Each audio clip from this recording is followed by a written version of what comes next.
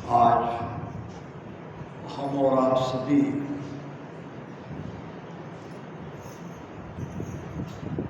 हमारे धामन गांव के ही निवासी मोक्षवासी सदगुरु लच्छीराम जी बापू इनकी वर्षी प्रीत्यर्थ ये जादव परिवार के द्वारा जो सत्संग का आयोजन किया गया है, सबसे पहले तो मैं इस परिवार को साधुवाद दूंगा, क्योंकि इस परिवार का प्रमुख सत्संगी हमारे लीलाधर जी कुछ कारणवश वो आ नहीं पाए। उनकी अनुपस्थिति में बहुत ही बढ़िया आप लोगों ने इस सत्संग का आयोजन किया है। उनकी कमी कहीं भी हमें दिख नहीं रही है। सदगुरु रामपाल जी महाराज के शिष्यों की परंपरा में हमारे लच्छीराम जी बापू भी उनके ही सत शिष्य थे। महाराज कहते हैं कि हर गुरु ये की जानिए सतगुरु फेर विशेष जे निपजे सुख राम के जुग जुग में संत देश। हर गुरु एक ही जानिए। परमात्मा और सदगुरु ये दो नहीं है, ये दुविधा लाओ ही मत। हर गुरु दोय मां जानो हो, साधो ज्ञान करो सुन ठाणो। ऐसे ज्ञान को धारण करो, ऐसे ज्ञान को मजबूती से पकड़ो कि हमारे अंदर कोई भ्रम ना आए। असंख्य जुगा में हर गुरु एक ही न्यारो नहीं रहाना हो। आज की बात है क्या? एक कलयुग की बात हो रही क्या? केवल 4 युग की बात हो रही क्या? असंख्य जुगा में, आज के नहीं। तुम हमें हर गुरु एक मान रहे ऐसी बात नहीं है। असंख्य जुगा में अनंत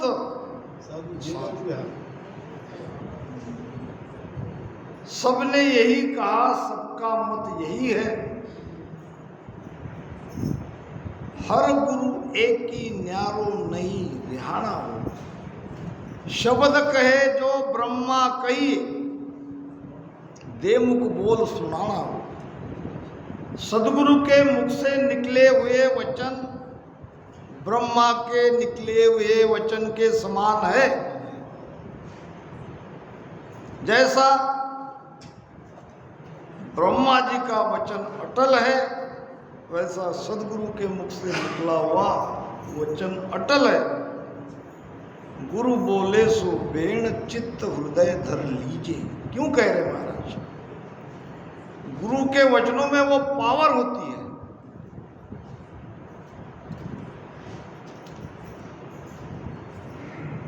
गुरु बोले सो बेण चित्त हृदय धर लीजिए और सकल विद छाड़, सब छोड़ दो। बाकी विधि विधान में पढ़ो ही मत। क्या करो? शीश सदगुरु पद धर है, उस सदगुरु पद को अपने शीश पे धारण करो, शिरोधार्य मानो। शब्द कहे सो ब्रह्मा कहिए, न्यारो नहीं दे मुख बोल सुनाना हो। और के सुख राम मोक जो चाहिए, ये गुरु महाराज कह रहे हैं। और आप सभी मोक्ष के लिए इस धारा में आए हो, मतलब आप सबको मोक्ष चाहिए, तो क्या करना पड़ेगा? के सुख राम मोक जो चाहिए, तो गुरासु दूर न जाना हो। गुरु से दूर नहीं जाना है। अब आप कहोगे हमारे गुरुदेव तो चले गए। गुरु कभी जाते नहीं, गुरु कभी मरते नहीं। शरीर जाता है, सत्ता रहती है। वही सत्ता जो कि त्यों आज भी है, अब भी है।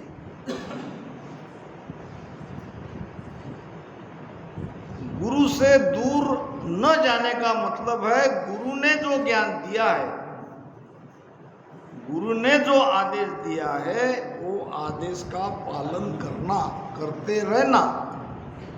के सुखराम मोख जो चाहिए, तो गुरासु दूर न जाना हो। गुरु से दूर मत जाओ, गुरु के सन्मुख रहो, गुरु के सानिध्य में रहो। प्रमाण आता है सेठ साहब के भाषांतर में कि अगर शरीरधारी सदगुरु गांव में ही है, मान लो कुछ बरस पहले हमारे बापू यहीं थे, इसी रामधारा में, तो शिष्यों को दिन में 2 बार मिलने जाना चाहिए। कितनी बार? गांव में है तो 2 बार मिलनी चाहिए, 2 बार जाना चाहिए।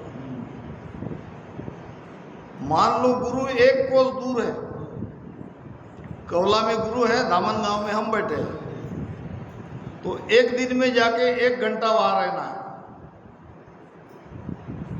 सुबह शाम मत जाओ, दिन में 1 बार जाओ, 1 घंटा गुरु के पास रहना चाहिए। ये नियम है। गुरु अगर 2 कोस दूर है, कोई बात नहीं, रोज जाने की जरूरत नहीं है। 2 दिन में जाओ, मगर 2 घंटा रहो। कितना? गुरु 5 कोस दूर है तो 5 दिन में जाओ, 5 घंटा गुरु के पास रहो। आप कहोगे 5-5 घंटा क्या करना गुरु का? कुछ भी मत करो, वहां बैठे रहो। आपको बहुत ठंड लग रही है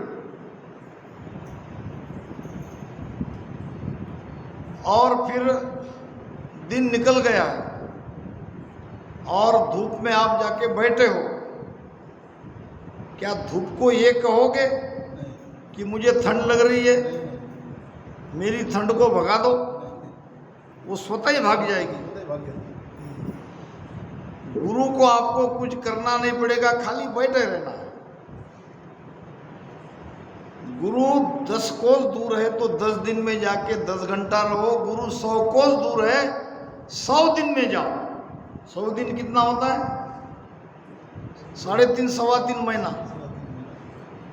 मगर 100 घंटा वहां रहो। कितना घंटा रहो? बिना कुछ कहे, बिना कुछ बोले, चाहे वहां की सेवा करो, चाहे सुमिरन करो, चाहे सत्संग सुनो, या बैठे रहो। गुरु के सानिध्य का एक अलभ्य लाभ है, एक दुर्लभ लाभ है। संत फरीद के यहाँ कबीर साहब आए, अपने कुछ शिष्यों को लगे।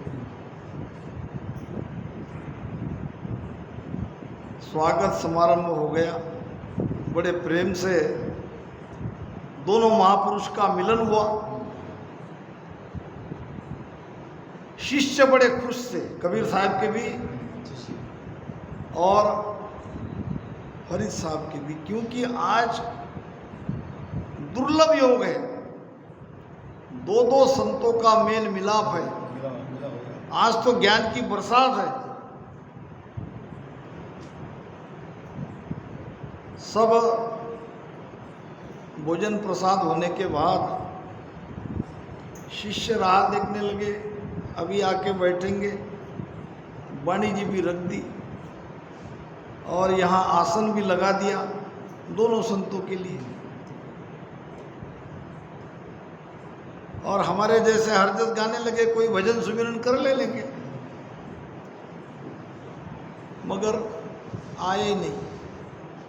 सत्संग का समय खत्म हो गया, दोनों नहीं आए। बेचारे दोनों के शिष्य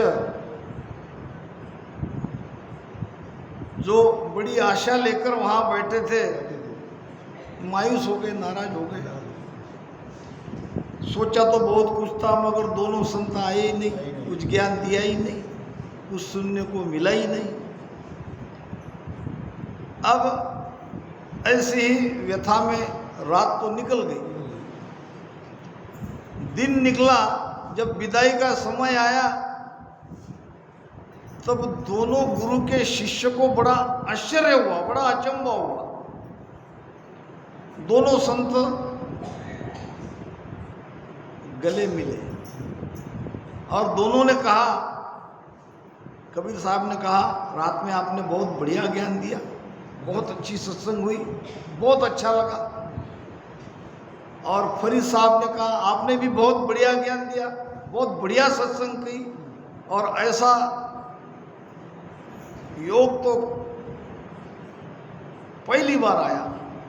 दोनों के शिष्य हाथ रखने लगे, बहुत ज्ञान दिया, बहुत सत्संग करी, एक शब्द बोला नहीं, आए नहीं, ज्ञान दिया नहीं, फिर ये दोनों कैसे कह रहे हैं? कहने का भाव, संत संत जब मिलते हैं, रामपत्नी से मिलते हैं, वो मिलने में ही सब कुछ मिल जाता है।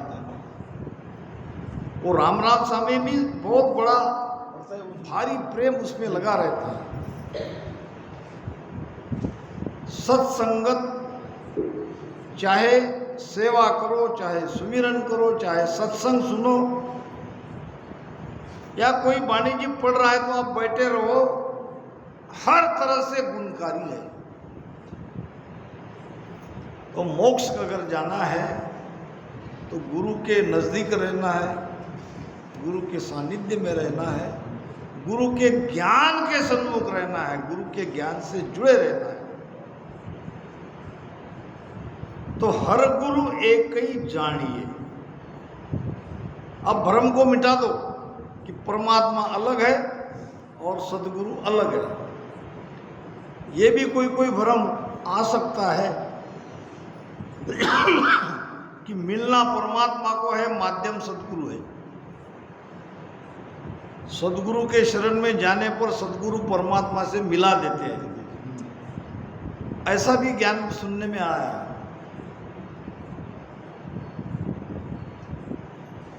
सदगुरु परमात्मा को मिला नहीं देते, सदगुरु अपने भीतर के परमात्मा को आपको दिखा देते हैं। परमात्मा कहीं अलग थोड़ी बैठा है, वो तो हमारे सदगुरु में है।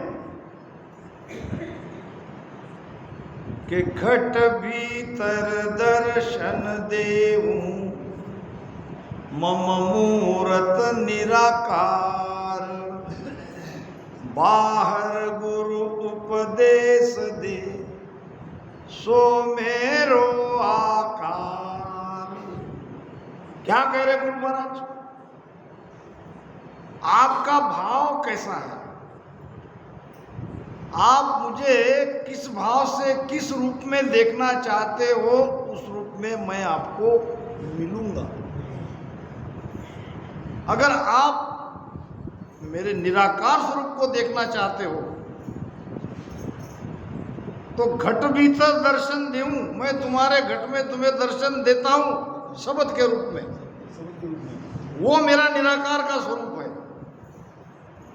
अगर तुम मुझे उस तरफ आना चाहते हो तो भजन सुमिरन करो, उसमें प्रेम लगाओ और मेरे निराकार रूप को पहचानो। अगर तुम मुझे आकार में देखना चाहते हो, बाहर गुरु उपदेश दे, सो मेरो आकार। सदगुरु सुखराम जी महाराज कह रहे, जो परमात्मा के बारे में उपदेश दे रहे हैं, जो आपको परमात्मा से मिलाने का भेद दे रहे हैं, वो उपाय बता रहे हैं, जो आपका भ्रम दूर कर रहे हैं, वही मेरा आकारी रूप है, वही मेरा आकार है। उस समय वही मैं हूं। तो हर गुरु एक ही जानिए, सदगुरु फेर विशेष। सदगुरु क्या है? फेर यानी उसमें भी विशेष, विशेष में विशेष। सदगुरु फेर विशेष, यानी वहां गुरु और परमात्मा दोनों एक तो हो गए, मगर इसमें और विशेष बात गुरु सदगुरु के लिए कह रहे हैं। क्या विशेष है? जे निपजे सुख राम कहे, जुग जुग में संत देश। जिनके शिष्य संत बनते हैं, या जिन सद्गुरु के पैदा होने वाले शिष्य संत बनते हैं, वो विशेष है। तो विशेष है हमारे सदगुरु राधा कृष्ण जी महाराज, विशेष है हमारे रामपाल जी गुरु जी। आज देख लो उनकी शिष्य परंपरा में।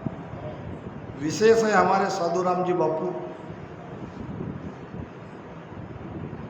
रामपाल जी बापू के हर एक शिष्य अपने आप में आज सदगुरु है।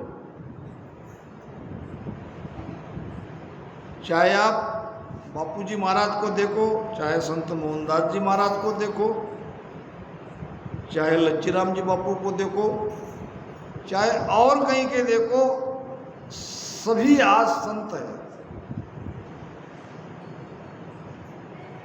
तो ऐसे संतों की इस बरसी के उपलक्ष्य में हम सभी यहाँ उपस्थित हैं। आइए गुरु महाराज के छोटे से हरजत से इस सत्संग का प्रारंभ करेंगे। मन रे आची करी ते बीर, मन रे आची करी ते बीर। भवसागर में डूबता को, भवसागर में डूबता को, किया पेली तीर, किया मन रे आची करी ते बीर, मन रे आची करी ते बीर। बीर यानी क्या? बीर यानी भाई। ये मेरे भाई। कौन है भाई? किसका भाई है? अच्छा, ये भजन कौन कह रहा है? किस भाव से महाराज ने ये हरजत बनाया है? ये जीवात्मा के भाव से बना है। ये जीवात्मा कह रही है अपने मन को बोध कर रही है, हे मेरे भाई, हे मन, तूने मेरे साथ बहुत अच्छा किया। मन रे आची करी ते बीर। क्या किया? क्या अच्छा किया मन ने? बोलो। महापुरुषों ने कहा है, मना एवं मनुष्याना बंधनो मोक्ष ने कारणे। मन के कारण हम बंधन में हैं, बंधे हुए हैं, तो मन के कारण तो है। मुक्त होंगे तो मन से ही होंगे। सारा खेल मन का है। अब कितना भी ज्ञान सुन लो, कितनी भी भजन करने की उमंग आप में जग जाए, मन आपका भजन में साथ ही नहीं दिया तो क्या करोगे? मन भजन में लगा ही नहीं तो भजन क्या हो? भजन किया क्या न किया क्या? मगर लगते लगते लगते लगते मन लग जाता है, और जब लग जाता है तब होता है भजन। तो मोक्ष में आपको साथ देने वाला कौन है? मन ही। सूरत फंसी संसार में, ताते पड़ गयो दूर। सूरती बांध स्थिर करो, आटू पोहर हजूर। ये हमेशा हम सत्संग में सुनते हैं, मन, सुरती, शब्द, श्वासा। कभी इसके बारे में जानने की कोशिश करी? अगर मैं पूछूं यहां मन किसे कहते हैं तो क्या जवाब दोगे? अगर मैं पूछूं कि सूरत किसे कहते हैं, शब्द क्या है, जल्दी से नहीं दे पाओगे, सोच के दोगे। मन में सूरत में क्या अंतर है? कबीर साहब कह रहे हैं कि सूरत फंसी संसार में। अब संसार में हमारी सुरती फंसी है, यानी संसार में अटकी है, संसार में वो रम रही है। तो सुरती क्या? हमारा ध्यान, हमारा सारा लक्ष्य कहाँ है? संसार में। तो सुरती समझ गई? सुरती यानी हमारा ध्यान, हमारा लक्ष्य। अभी 11 बजे सत्संग समाप्त हो जाएगी। कोई रोकने के लिए आपको आग्रह भी करेगा तो कोई यहाँ रुकने वाला क्यों? जिसको रोकना है वो चला गया, वो नहीं रुकने वाला है। समय में से समय निकाल के आपने आपके ध्यान को, आपकी सुरती को यहाँ पर लाया है, क्योंकि सुरती संसार में फंसी है। और जहां वो फंसी है, जहां वो लगी है, वहां आपको लगाने की आवश्यकता नहीं। कोई ऐसा है क्या? 11 बजे मुझे घर जाने के लिए कोई याद दिला देना, कोई मुझे याद करा देना कि भाई 11 बज के तुमको घर पे जाना है। अगर ऐसा किसी को याद दिला के तब वो घर पे जाता है तो उसकी सुरती संसार में नहीं फंसी है, उसको याद दिलाना पड़ रहा है। हाँ, ये नींद में हमको उठाना पड़ता है, नींद में उठाते कि नहीं? ऐसी सुरती अभी भक्ति में फंसी हुई नहीं है, संसार में फंसी है। अब सुरती को फंसाया किसने है? सुरती को बांधा किसने है? सुरती का आधार क्या है? तो सुरती का आधार है मन। मन ही सुरती को संसार में बांध के रख रहा है। अब तुम लाख कोशिश करोगे सुरती को शब्द के साथ लगाने की, मन अगर नहीं लग रहा है तो थोड़ी देर सुरती बराबर भजन में रहेगी, मन उसको खींच लेगा। उनका दोनों का बहुत गहरा संबंध है। तो सुरती शब्द और मन पवन, ये चारों का ही खेल है भक्ति। तो मन संसार में है, मन वहां लगा है विषयों में। तो मन को वहां से निकालने के लिए एक ही उपाय है, मन का गुरु कौन है? मन का गुरु कौन है? गुरु चाहिए ना सबको। आप लोग सभी राम से नहीं बने तो बिना गुरु के बने क्या? ज्ञान, ये बात है। वेद गुरु इन रोग का, इंद्रिया का गुरु भोग। मन का गुरु तो ज्ञान है, प्राणों का गुरु योग। सदगुरु सुखराम जी महाराज ने क्लियर कहा है, कहीं आड़ अटकाव नहीं है, कहीं कोई कंफ्यूजन नहीं है। वैद्य गुरु रोग का, बीमारी अगर है तो उसका गुरु कौन है? डॉक्टर के पास ही जाना पड़ेगा, वो भी ऐसे डॉक्टर के पास जिसको उसकी जानकारी है। नहीं तो बहुत पुरानी कथा मैंने सुनी है, आपने कई बार सुनी होगी, याद आ गई, बता देता हूँ। एक माता जी थी बुढ़िया, तो ऊंट वाले की बात है, ऊंट ने बेल का फल खा लिया, बेल का फल यहाँ अटक गया। कहाँ?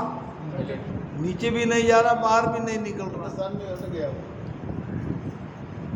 डॉक्टर के पास गया, वेटरनरी।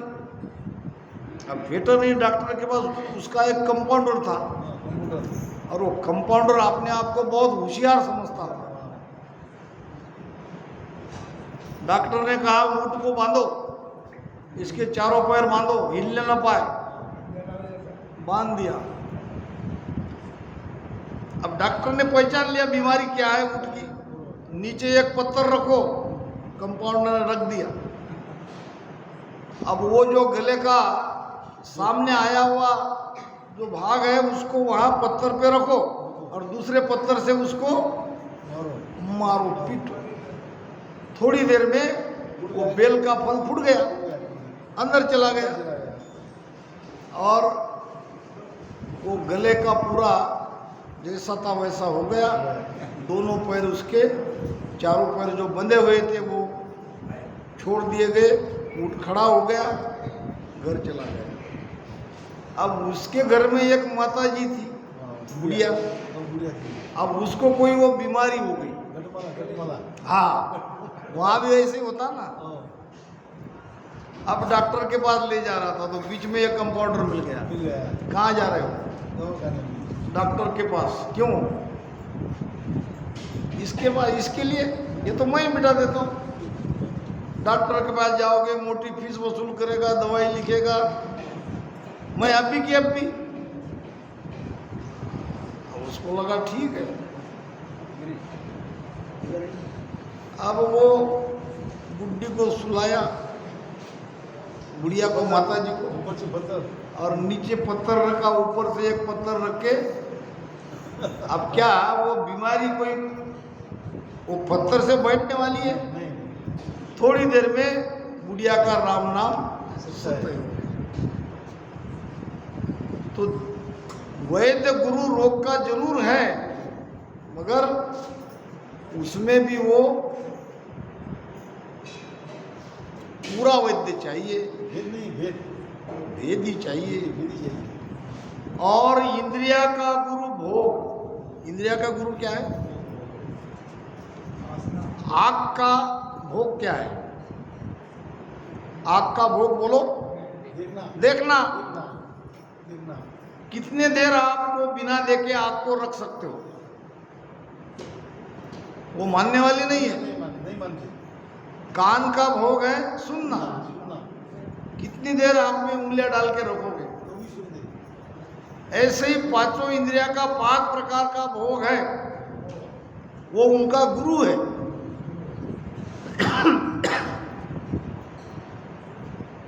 मन का गुरु तो ज्ञान है।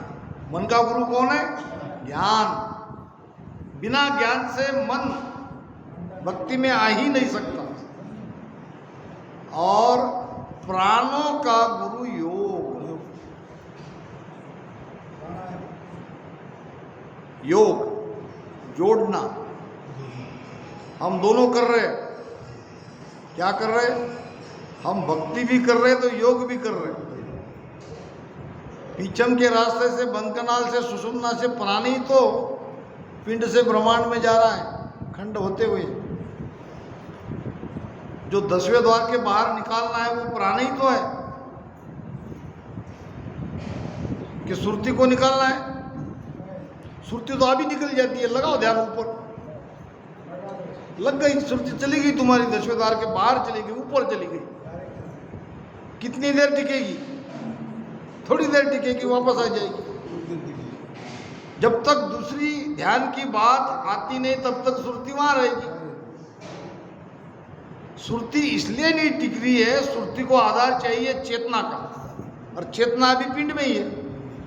ये संपूर्ण चेतना रीढ़ की हड्डी से जब तक खंड से ब्रह्मांड में नहीं चढ़ाओगे तब तक मोक्ष नहीं होगा। और प्राणों का गुरु योग।